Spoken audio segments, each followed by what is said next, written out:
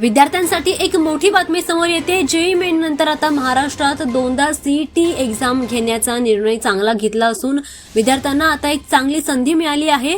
तसेच 2026 मध्ये April May महिन्यामध्ये आणि डिसेंबर महिन्यात अशी तीनदा सीईटी परीक्षा होणार आहे।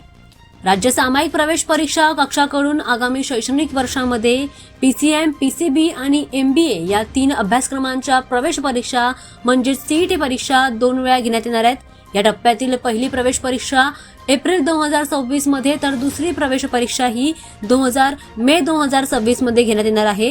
या माध्यमातून 2026 चे प्रवेश होतील।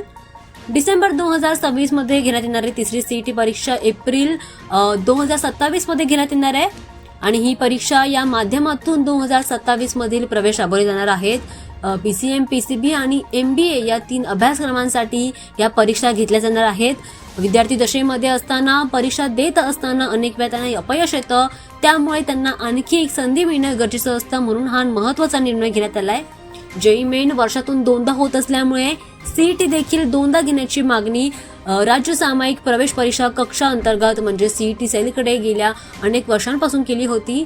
त्यातूनच आता हा एक सकारात्मक निर्णय घेण्यात आलाय।